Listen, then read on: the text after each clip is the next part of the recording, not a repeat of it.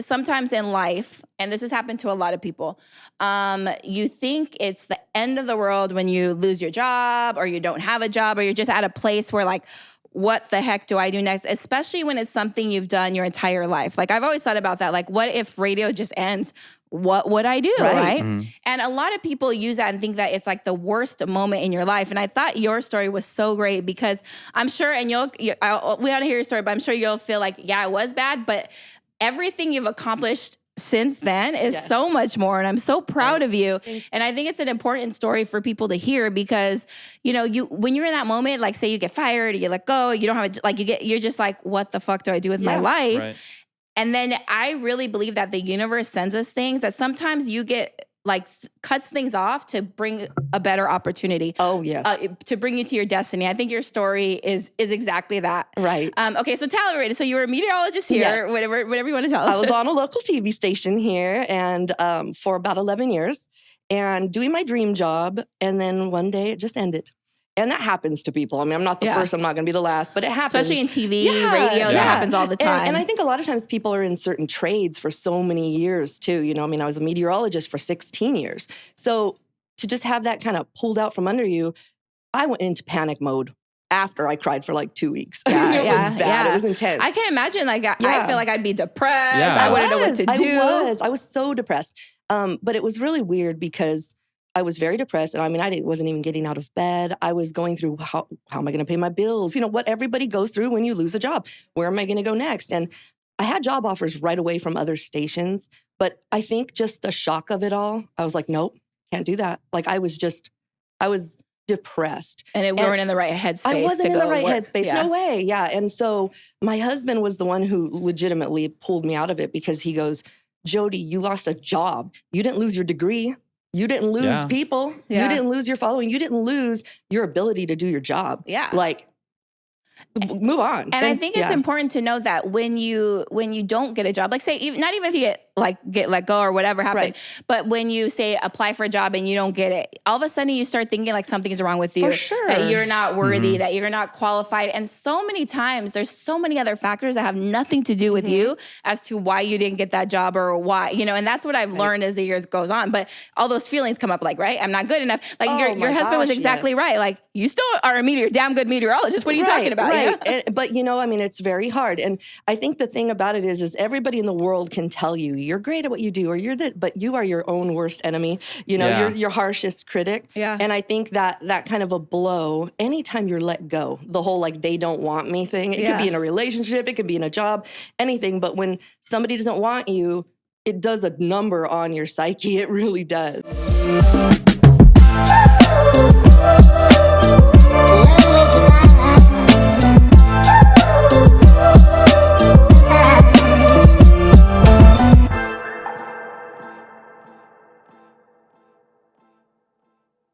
Welcome to the Gina the Latina Show. I am Gina. Make sure you follow us on TikTok and Instagram at the Gina the Latina Show. So we've all been there. Maybe you got fired. Maybe your life is just down in the dumps. Well, our next guest went through it all. I mean, she was at her lowest of her low and she was able to rise up. And I think it's a real true definition of what happens if sometimes we think we're at our worst, but it actually is all blessing in disguise.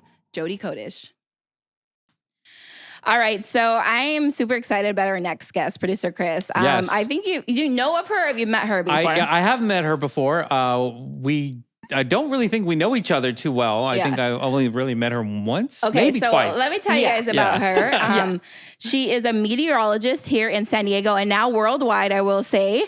Jodi Kodesh, welcome. Hi, thanks. I'm so excited.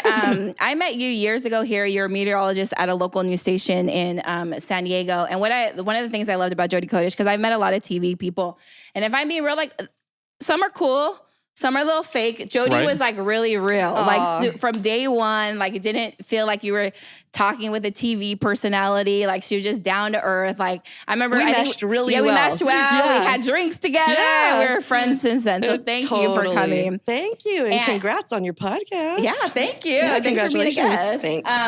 Pause. It's Gina the Latina. Okay, so what you need to do right now, if you're liking the content, is you need to like, subscribe, and comment, because we want to keep this show going. We need to like mess with the algorithm a little bit.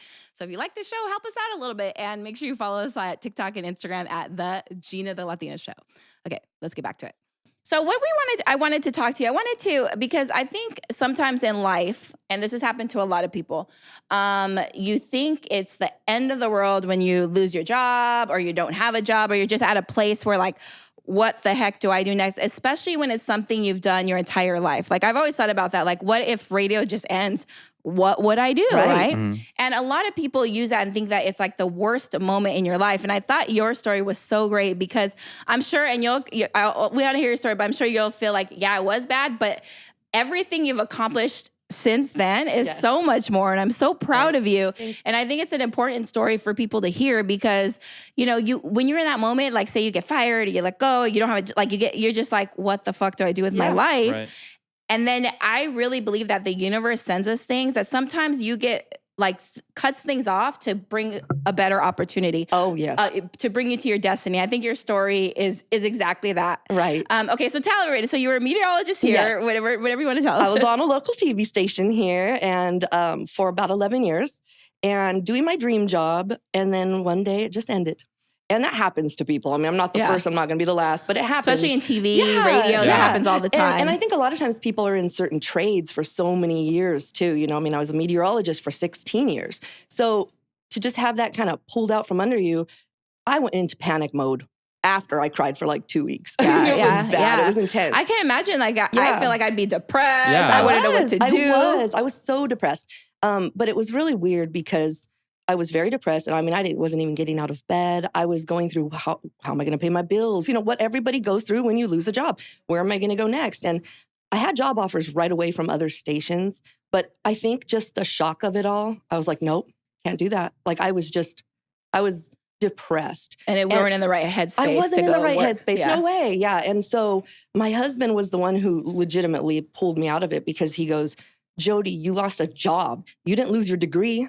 You didn't lose people. Yeah. You didn't lose your following. You didn't lose your ability to do your job. Yeah. Like, move on. And I think it's important to know that when you don't get a job, like say, not even if you get let go or whatever happened, but when you say apply for a job and you don't get it, all of a sudden you start thinking like something's wrong with you. For sure. That you're not worthy, that you're not qualified. And so many times there's so many other factors that have nothing to do with you as to why you didn't get that job or why, and that's what I've learned as the years goes on. But all those feelings come up like, right? I'm not good enough. Like your husband was exactly right. Like you still are a damn good meteorologist. What are you talking about? Right. But it's very hard. And I think the thing about it is everybody in the world can tell you you're great at what you do, or but you are your own worst enemy. You're your harshest critic. Yeah. And I think that kind of a blow, anytime you're let go, the whole like they don't want me thing, it could be in a relationship, it could be in a job, anything. But when somebody doesn't want you, it does a number on your psyche. It really does. Yeah. So you said that you were a meteorologist for 16 years. Mm-hmm. What is the definition of a meteorologist?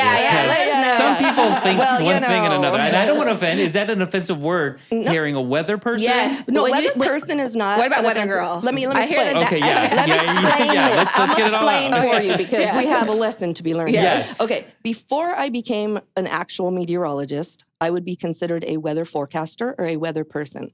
There is criteria. I got a degree, Bachelor of Science, and then I got a seal by the American Meteorological Society. To become a meteorologist. Mm-hmm. What is the qualifications for a weather person? So a weather person, there are none. So you can just read the teleprompter? I don't know, that somebody at the top likes you and you get to do the job. Yeah. A lot of times what happens, and this is like the sucky part of this industry, is there are no absolute qualifications. So, I've trained people that had no qualifications other than just being a journalist or being on television, and then they're taught to deliver the weather. So that would be, to me, more of like a weather reader, although they'll never call it that on weather reader. And how do we know who's a weather reader and who's a meteorologist? That's tough because the line is very thin, and sometimes you won't know at all. So and I'm just speaking in general of the whole news industry. Sometimes if somebody is a meteorologist, they will certainly put it up there. Like I wanted that in front of my name. Sometimes if it just says weather forecaster, and has a name, you kind of know. But okay. I don't want to put anybody on blast. I'm not naming names. Go ahead, but like, say some names. Look at that camera you right ain't getting there. that out of me. No way.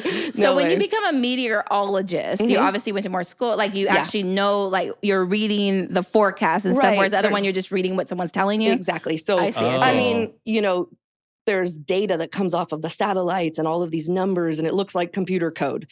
And somebody like me would be able to look at that and figure it out. Whereas somebody who hasn't been taught that's not going to know at all what to do. And Me and Chris would be like, so it's going to be 79 today. Yeah, I think it might be a little hot. You can come to San Diego and just say 75 and sunny and probably be right 90% of the time anyway. So you know how to do all that. Okay, so that's how you become a meteorologist. Okay. Yeah. So you did this for how many, you said? So about 16 years. Now. And that was so you obviously went to school for it. It was your life, like it's your passion, I'm assuming. And then one day your job's just gone. Right. And you know, the thing about it is I started liking weather when I was 6 years old, being obsessed with the clouds, wanted to see it rain and all of that. And then I got a job as a weather reader in Palm Springs, but I was already enrolled in school and I was really into it. They knew I knew my stuff. So I got my degree and then I came here, and this was my dream job because since I was 6, I wanted to work for NBC as a weather forecaster. Yeah. So it was my dream job. Yeah. When you lose your dream job, it's almost like, oh, what do I do next? What's going to compare? Yeah. And then I found it and it's even better. So So bring us back to that moment. So you're out of a job, your dream job, and you have these offers from other people, and you don't want not that you don't want them. You're on the right. So tell us what happened from there. Yeah. So I was getting calls, and I was getting calls from other colleagues, people in the industry. Oh my gosh, come work at our station. My news director wants you. Is what we want. And I was like, I got to take a break. I don't even know. I would have just felt so lost to jump back in that quick. And my husband, when he said to me, you know, you didn't lose your degree, you didn't lose this. And then he said, I know you're not going to wake up tomorrow and not do the forecast. You need to do your forecast. And I was like, I need like graphics. I need to. And he was like, do it. Keep doing your forecast. Those people follow you online every day to get their forecast. And you mean you lose your job and all of a sudden they just don't have you when they have access to you? And it was almost like, oh yeah, you're right. No, it's true because I follow you on Instagram, and that's how we get the weather for our radio show. Like I don't like all the different news, and then we'd have you on our show sometimes because you're just credible. So he's right. So what did you do? I started making my own graphics. For 16 years, I've made the graphics for everyone else. Yeah. So the graphics you see, I make, you know, that's what I do. So I was like, you know, I'm going to make the best graphics. I'm going to make them a little bit more aesthetically pleasing. I'm going to make them a little different. And I like, this is what you did. You weren't so boring. Like, I feel like the news people, honestly, they could be boring sometimes, but you're more on it, like real. Right. So you made it more like more for the fun. Everyday person. It was like to understand, like, because it was like, hey guys, today you should bring a sweater to work. By night, you like that. Like, I love the way you do that. Yeah. Thanks. And that's why I think people love it. Right. Right. And I can do even more of that and be a little crazier. Yeah. Just on my own. And then it was me doing that forecast, just listening to my husband, bless him, because I mean, without that, I would have probably been just lost for a while.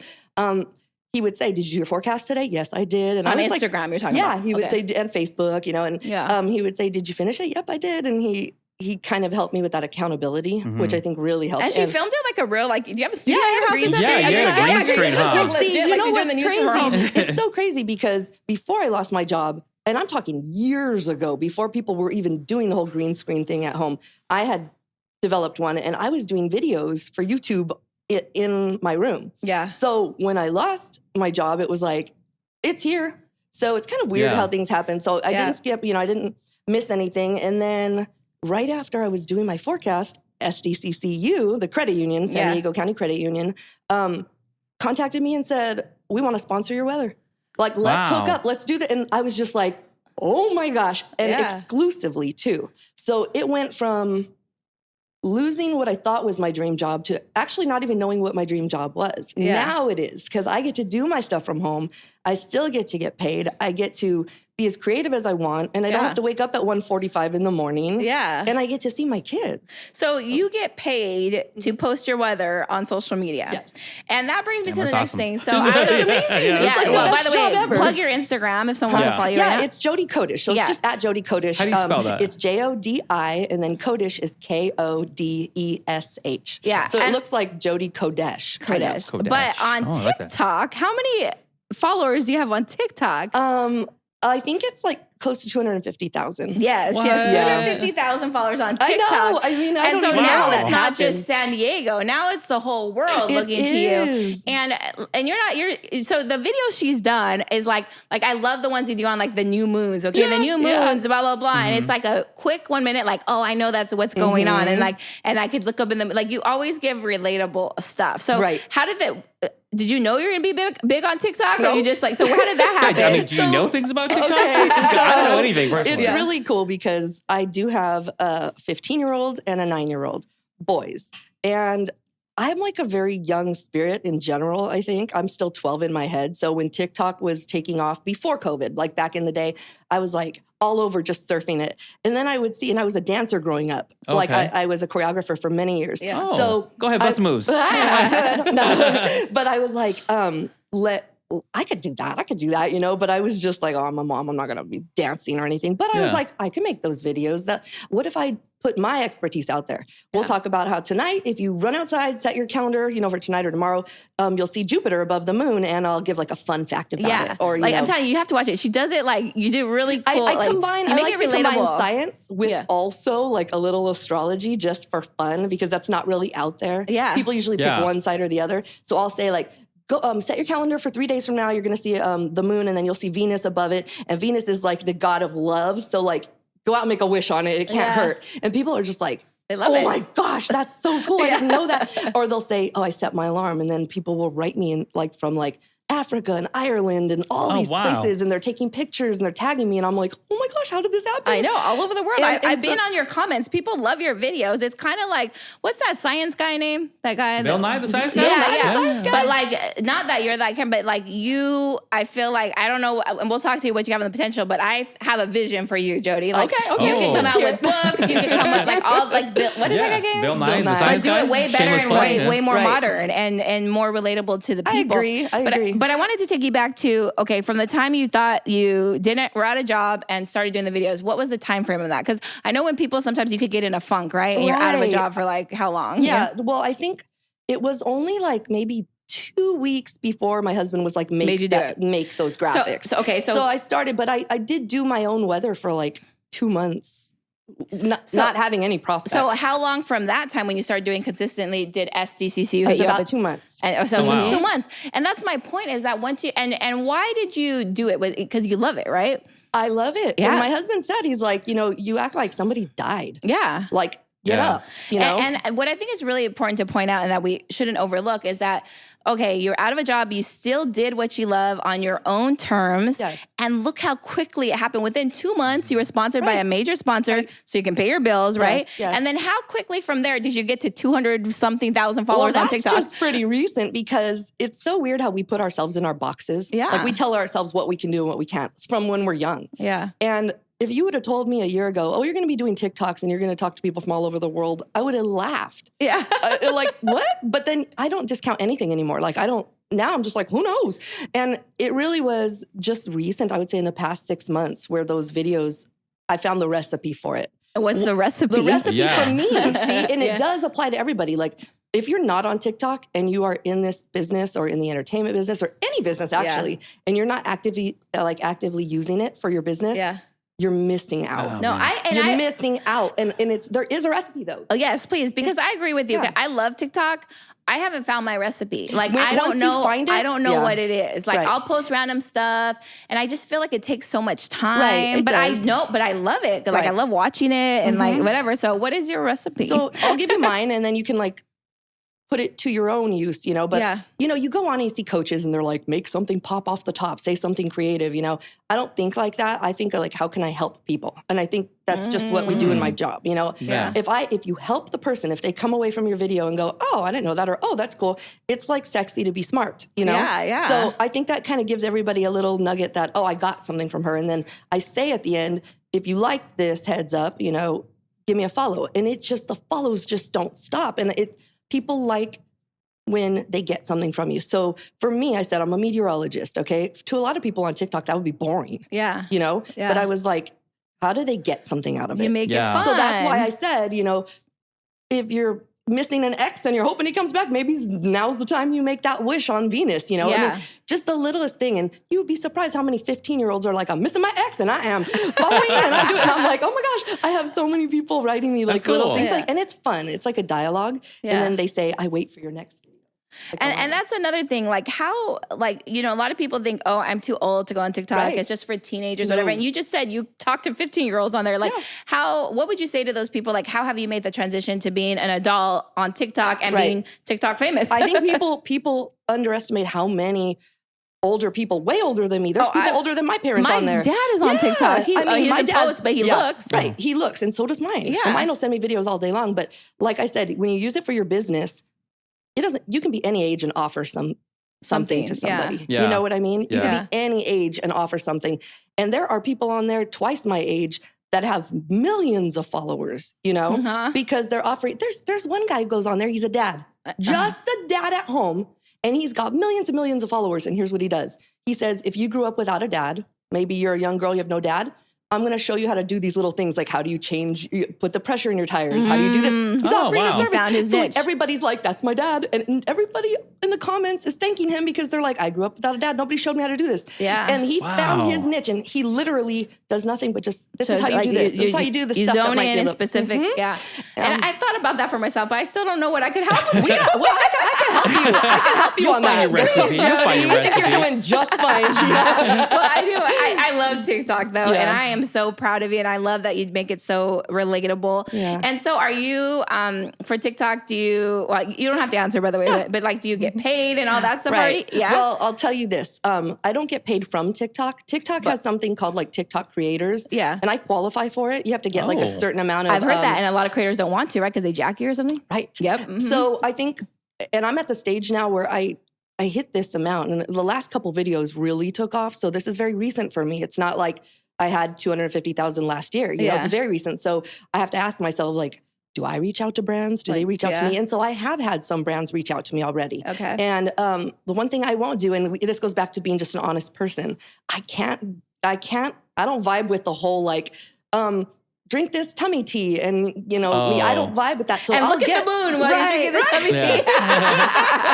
Yeah. So you want to be authentic. I get reached out to all the time, but it's things that I'm like, oh, thank you very much, but I'm sorry, no. I want anything that comes out of my mouth to be like legit. Yeah. Because the only thing I have is my credibility. Yeah. That's why people follow anyway. So I don't want to shoot that. And how great is it to be in a place where you get to choose what you want? And there will be, and the right client or the product will come along. I think so. For you, and you'll be like, you know what, this works. It's authentic. It speaks to who I am, and then people will respect you more for that, because you see all the people that just endorse everything, and you know that they could care less. You know, is there anything that you've turned down? I've turned down lots. Yeah. What's the most ridiculous thing that someone wanted you to do on a meteorologist TikTok? No, I mean, I've been hit up by the tea people that you see everybody like hawking this tea. But see, I'm not a good spokesperson for being skinny drinking tea. Let's be real here. You're good. I had a backpack company, which I kind of thought was cool because I do go out in nature a lot, you know, but I just didn't think they were that cute. Like they didn't look that good, and I didn't want to be able to get this amazing backpack. I mean, so there's just different things like that, you know. I want like a binocular company though. That's what I was thinking about, because I really want a really nice pair of like electric binoculars for me, like the expensive pair. Yeah, they've got like crazy ones. They're dialed in now. They can like find stuff for you in the sky, and I want that just for me. But I was thinking like it would be cool to team up with a company to be able to show people what they look like. And maybe give some away, on all your social media platforms. Or like, I have a friend, and we'll talk about Oliver, that creates, that connects clients with creators. Oh, cool. So if you want that, we'll talk about that. Yeah, I'm just barely at that stage now, you know, but it is exciting. Awesome, It's fun. So what would you say to someone who thinks like, it's the end of the world, I just lost my job. What the fuck do I do with my life? Like, how do they find their, like, what would be the, you know, because I also feel like sometimes, and I'm a big proponent of this, people will just take a job because they have to. And I get that. Sometimes you got to pay your bills, right? 110%. You're going, how am I going to pay my bills? But you were able to figure it out with something you actually love to do, right? So what's your advice to someone like, okay, I just lost a job, but I don't want to just pick up any job. You know, of course I will in the meantime. Sometimes if you have to do that, you have to side hustle. So you got to get that job that brings and pays your bills. but you absolutely are going to be miserable for the rest of your life if you don't tap into what makes you happy and at least start that as a side hustle. Yeah. It takes a lot out of you. If I would have, and I was close to having to just go get a job in a different field or take something I didn't really want to. If I would have gone any longer, I couldn't have just sustained that. It's not like I was rich, you know? So I legitimately would have done that, but I still would have done this on the side. Yeah. I would have found a way to do what I love on the side. And sometimes, you know, as an adult, you forget things you love. You just like forget things you love. I wanted to say this because I was thinking about it, like the content here and what we're talking about. When I was really, really down and really depressed, I legitimately was thinking, you know, how can I pull myself out of this? And even before I got my sponsor and even a little bit after, I was still kind of down. And I think that I was actually thinking back to what I liked when I was younger. Like, what did you like when you were younger? What made you happy? And I legitimately was like remembering things like perfume I used to wear in high school or this, little things, things I used to like to eat. And then I actually started just buying those things. And it's so weird. I smelled a perfume from high school that brought back so many good memories. Yeah. And sometimes it's a tiny little step in the right direction of getting your mentality. It brings a vibration up. It does. It does. Yeah. And it's true. Like you have to, the best time of your life as a kid, they haven't been judged yet. Right. There's no worries. No worries. They live life. They do stuff because they want to do stuff. Like, you know, and it is important for us to bring ourselves back to those kids and start, you know, we talked about this on the radio, but you haven't heard the story. So I meet with all these spiritual friends and they told me, Gina, you're lacking like joy in your life. You got to do something that brings you joy. And I'm like, what brings you joy? And I legitimately didn't have an answer. Like how you said perfume brings you like joy, you know? Just little things. And nothing. I was like, they're like, what do you get excited about? I was like, nothing. Like how sad is that? Like there's nothing, right? Right. But then I thought about it. And claw machines, you know the ones that you go play? Girl, like, I know. I heard. I was in the car. They literally bring me so much joy. And so my boyfriend said, fine, we're going on a Friday night. We're going to go drive around San Diego and play claw machines. Yeah. So we went to 2 Denny's and we went to Dave & Buster's. I won 13 stuffed animals. I was listening to you on the radio when you told that story. And I was like, I'm still happy about it right now. I've only gone one time, you know? Right. And so I do think it's important to find, like, I hope I can find more than just claw machines that bring me that much enjoyment. But wasn't it good? But and someone may think, well, how is that going to help me get a job, right? Right. But when you start doing that stuff, it brings your vibration up as a person, which brings in these blessings and these opportunities. It does. And it makes you more creative even, right? I agree. Yeah. Because it's baby steps. You're going to tell yourself a million big things you have to do. Like, I got to get a job. I have to do this. I have to send out resumes. You're going to panic. But sometimes it's just that little uplifting minute that you get where you just go, oh, it could be worse, you know? And then it might just guide you. And I think with me, it was just crazy because I went from such a low. I really was at a low. Yeah, because I remember I had dinner with you around that time. I mean, it's very visible. Like everybody knew me from that job. Yeah, so like, are you embarrassed everybody or whatever? I talked to, and you know what? It was the best thing that ever. It was the best thing that ever happened to me. You know why? Absolutely. No ego, zero ego whatsoever. I mean, you know, you will eat humble pie losing a job on TV real quick. Yeah. You know what I mean? And I didn't have an ego anyway. But if whatever I had was gone, and you know what? I have no shame. Like I really don't. And like so that didn't define me, but like it really did do a number on me mentally. But the minute I started to just kind of go, okay, no, I've got this.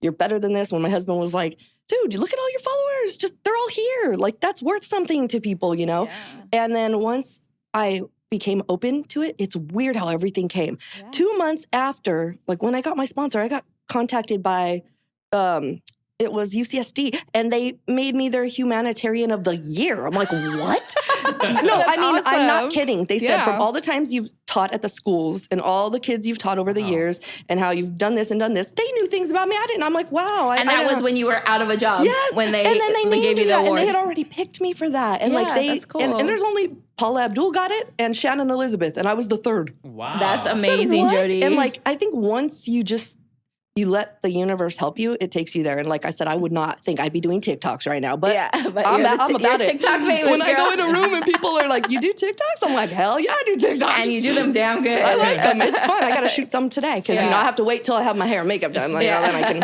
Has there been any of like your past superiors? All right, hold up. This is like your 20-second Gina the Latina PSA. I need you to like, comment, subscribe below because we want to keep this show going. So if you're liking what you're hearing, please do us a favor and like, comment, subscribe below, or follow us on Instagram and TikTok at The Gina the Latina show. That's the Gina the Latina show. I don't know why I can't talk. Back to the show. Reached out to you like, hey, would you want to come back and do something? No, okay. No, really? And let's say if they did, if they reached out to you tomorrow and offered you something, would you go back? Hell no. Hell no. You know right? what? I don't want to say that because the truth is you never know. Yeah. Because true, never say never. I mean, but Right now, no. I just pray that I can keep going the way that I'm going because I really am like the happiest I've been in so long. And I now have a dream job I didn't even know existed years ago. And sometimes you're on a hamster wheel. Yeah. In TV and in news, it's a hamster wheel. You know this. This is the industry. It's just tough. You're tired. You're working your butt off, and it's fun. It's great. It's a glorious job, but it's like still very tiring. And as a mom of two boys, I was just killing myself. And had you never had that job never ended, you would never have experienced this. Right.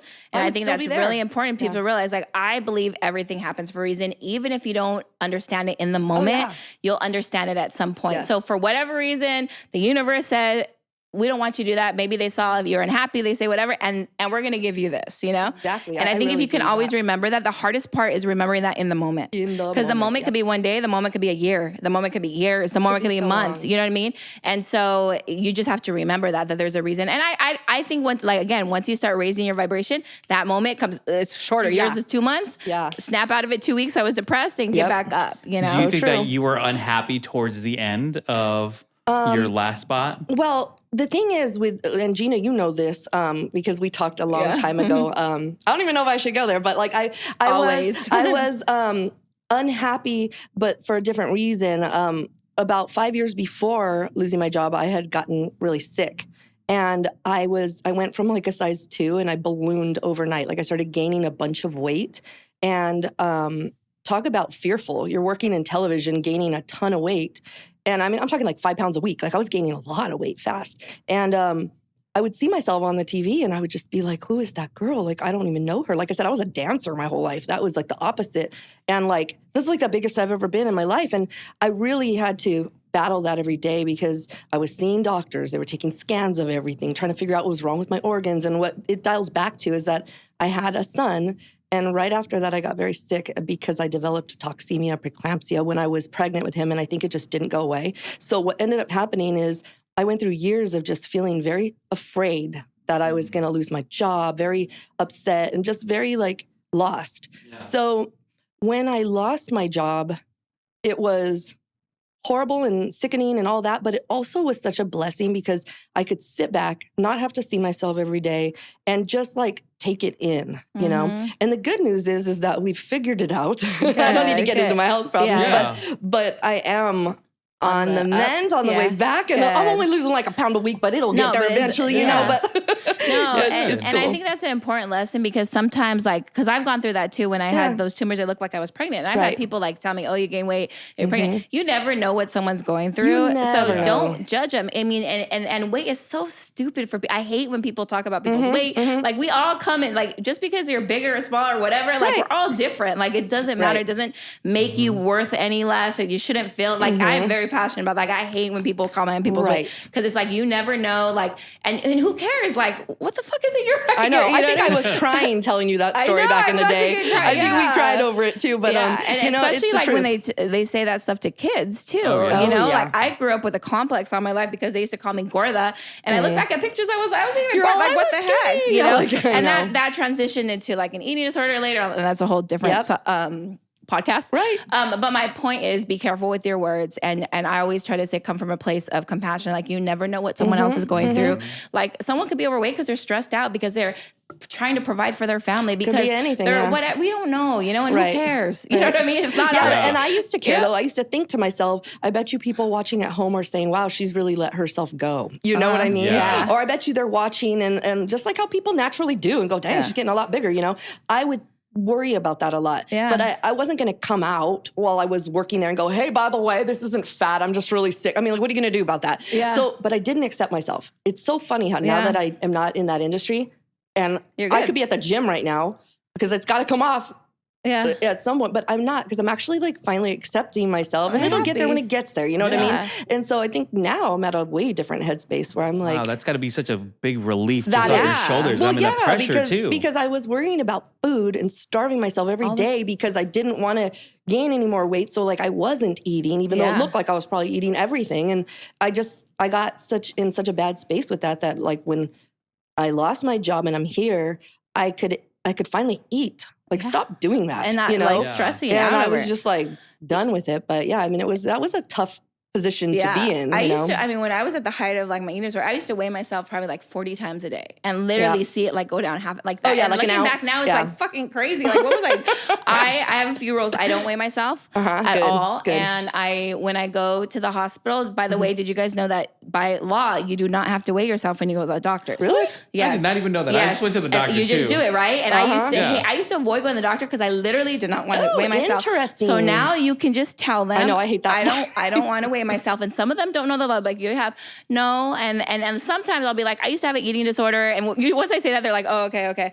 Or and the only time they had to weigh me was with my surgery, which I needed. So they can do it where you don't see it, and they write the number down on their stuff, and you don't ever have to know. And I'm not saying you have to, but for me, that's like a huge like trigger for me. Yeah, you know? It really is. And so there's different things that you can do. I don't even know why I started talking about that right now. It's interesting. No, it's interesting. But I don't weigh myself, and then I really started focusing on just being healthy, not necessarily being skinny or being whatever different. Being healthy, like what am I putting into my body? What like kinds of foods? Because once you start paying, like shit, I shouldn't be. I'm by far from perfect. Me and him like to go talk about sometimes. You know? Hey, don't be telling that. My wife's listening to this podcast. But as soon as you like stop putting so much stress, I feel like your life is better. Like, and guess what? If you want to go eat something bad, then enjoy it. Because the second you short. Thank you. Like once I decide, okay, I'm gonna have pizza night. Like if you're sitting there like, oh, why am I eating this pizza? Then why the fuck did you eat that pizza? Because you're not even enjoying it, right? Yeah. So once you make that decision, hey, I deserve myself. I'm gonna bless this food, and I'm gonna trust that the universe is gonna make me go to the bathroom later, and we're good. Whatever. Go to the bathroom later, or whatever. You know what I mean? Like release it from my so funny. Release it from my body naturally, and it's I always say like I ask my body like keep what my body needs and release what it doesn't need with ease and grace. Meaning like there's nutrients in everything you eat, right? And I want my body to keep those, and the rest let's get rid of them however they're gonna come. I want you to be my coach with ease and grace, and I think it makes you have a better relationship with food. Yeah, you know what I mean. Yeah. And but I do get like because I only do TV once a week, and I don't know how you guys do that every day. Looking at yourself because it gains like what makes you look like 10 or 15 pounds heavier. I used to joke and say, no, it's 30. It's like it's I'm actually super skinny. What you're seeing is totally wrong. Everyone always says like, why do you want to why don't you go to TV? I'm like, why the fuck would I want to be on TV? I'm cool with radio behind the mic. I mean, now we're filming for the podcast. It's so good. Yeah, but it is great you get to do that. But it can really mess up with your mind. Yeah. And so I'm glad you're at a place where you're doing it healthy and you just want to feel better. That's it. Do you know who was always, you would think with the weight gain that the feedback online would be harsh, but I swear to you, not one. Legitimately, all of my followers were the coolest. That's cool. And they seriously pulled me out of a funk when I was let go. They legitimately wrote the nicest things and like begged me to keep doing the forecast. That's awesome. I thought that was like so awesome. Like a good group of people. I love that we're living in an age where that stuff doesn't really matter. Because I feel like when we first started in the business, I always thought like I couldn't do something on TV because I wasn't, skinny enough. But now it's like every size are welcome. Thanks to Lizzo, thanks to like everybody that is pro body, And so I'm glad that we're living in that. And I know we have a long way to go. Right. You're beautiful. And Thank you. No one's telling you you have to look a certain way to be on TikTok and you're TikTok famous. Right. I don't consider I want to get to 1 million. I can consider it TikTok famous. But no, it's cool. Somebody did recognize me off TikTok though. I am not joking. I was at the Oceanside Sunset Market. This has happened twice now.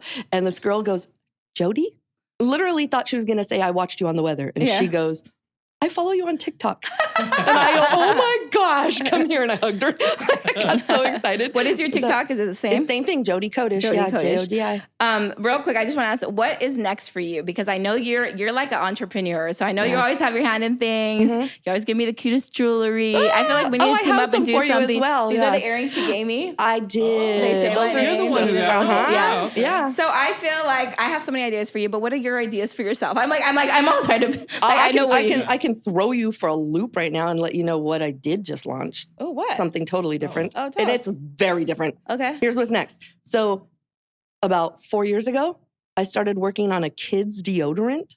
You told me about it. Kids deodorant. I didn't want to put it on blast, but that's I what started for boys because there wasn't anything that was a little more natural for boys. In the deodorant aisle, there was men's, women's, and some girls, but no boys. Yeah. So I started with a team of chemists. I created my company, my husband and I, and legitimately 6 months ago, we launched. And it flippin' exploded. Like exploded. I am so, okay, I want to hear more because you told me when you guys were barely coming out with it. It exploded. So what do you mean? We're already like on our third run. It's on Amazon and it's on Walmart.com. Oh. But and I don't even want it in the stores. It's legitimately doing well how it is, and the stores take a lot of money from you. So yeah. I mean, we keep selling out, and now we're waiting on another shipment. It's just so it's you and your husband just doing it from here? Yeah, we don't ship. It ships straight from Amazon, so it goes from our distributor to Amazon. But like the thing is like it legitimately was like a baby of mine. I was trying to do this well, and going through the fragrances and everything, and just developing it from scratch. And it's called Level Up. That's my necklace. See? Yeah. Oh. It's called Level Up for boys, and now since it was so successful, we're about to launch the girls. Wow. This is so great. Because I remember when this idea first started, what you said 4 years ago. And this was after you, quote unquote, got let go or whatever, too, is when this idea. It was an idea I had while I was there, but I wasn't working on it because I was working there. But guess what? When you got let go, you had more time to work on this, yeah, right? I left that part out because my husband, one part I left out. Oh, because we can say fuck on here, right? Yeah. Okay. He goes like that. I've never said that in 16 years. Oh my God, it felt so good because if you know me, you know I'm a total potty mouth. But he goes like this. He said, he picked me up on the day I got let go, and I was just a mess. I was bawling. He had to drive me. He literally looked at me and said, "Oh, I get my wife back," and he was like, "It's okay, baby." He was like trying to make me better. And he goes, "Stop crying. You're a fucking CEO now. You got to launch your Level Up. You're a fucking CEO." And I was like, "Okay, maybe." But I had to get my money coming in and do my weather and what I really was passionate about. But that's also been a huge passion of mine is the deodorant. A line for boys. Can you explain that? Because you've told me, but I don't think you fully explained it until how, because I think it's important when you come up with products to come with something that's organic and like yours. Explain why you decided to come up with this. My son was 9 years old. I picked him up from soccer practice. It was the first time I ever smelled BO on my son. I was like, oh my gosh, my baby, no, he's too young.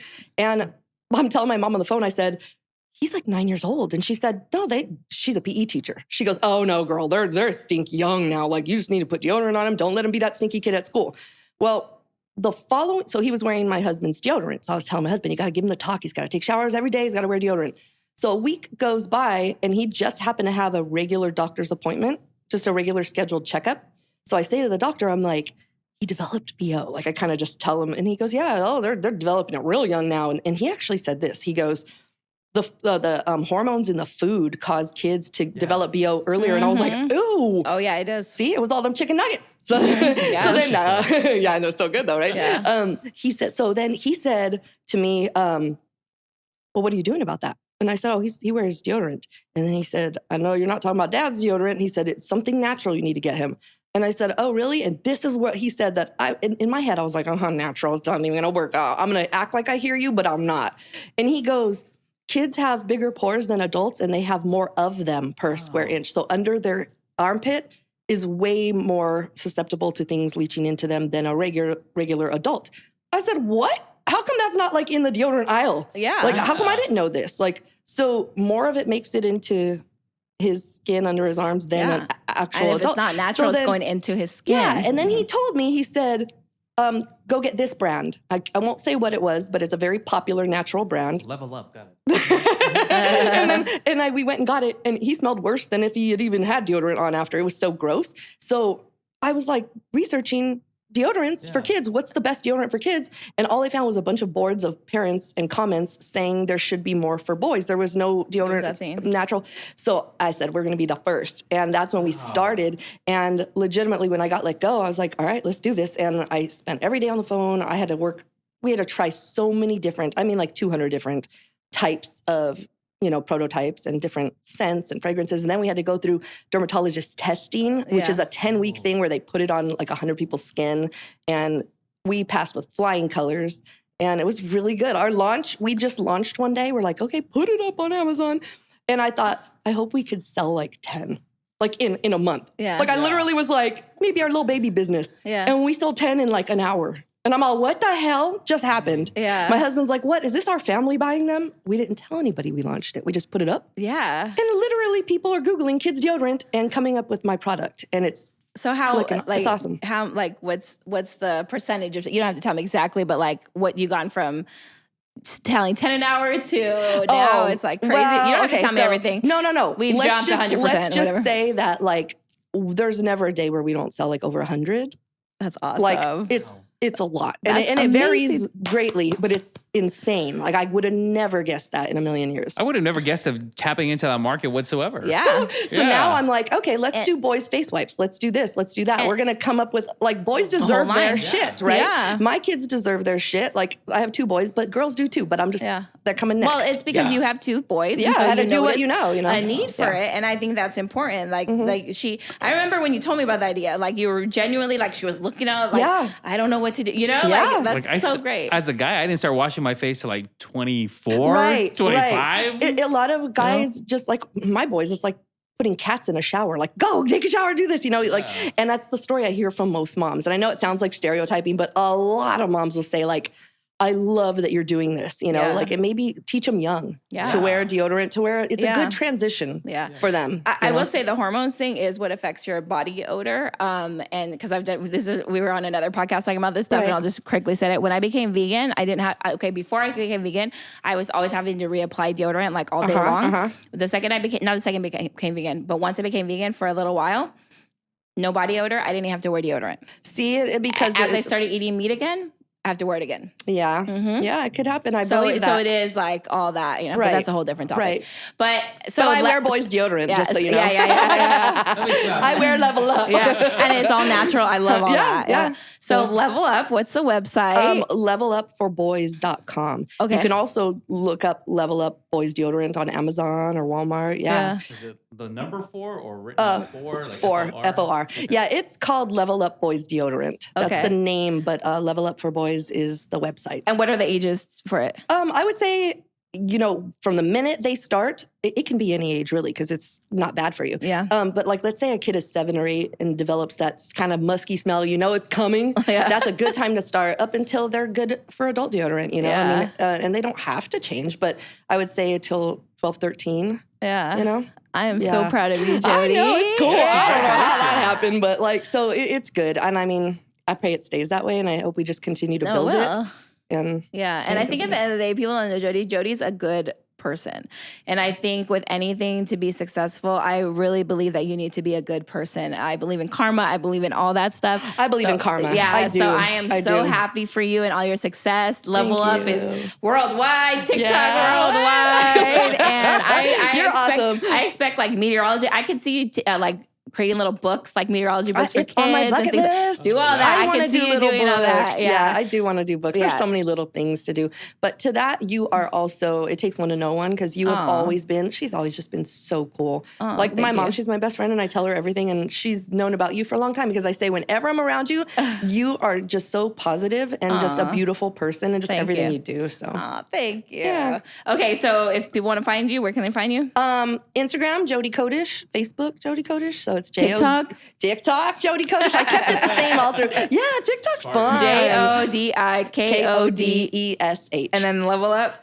And that's levelupforboys.com. And I'm shouting out my sponsor because SDCCU has been amazing in helping me and keeping this service going. And they've just been so good to me. Yeah, they sponsor my girls' conference every year. I do a big girls' conference, so they're all about the community. So yeah, so shout out to really SDCCU. Cool. Nathan Schmidt, what's up? Thank you for coming on our podcast. Thank you so much. I appreciate it.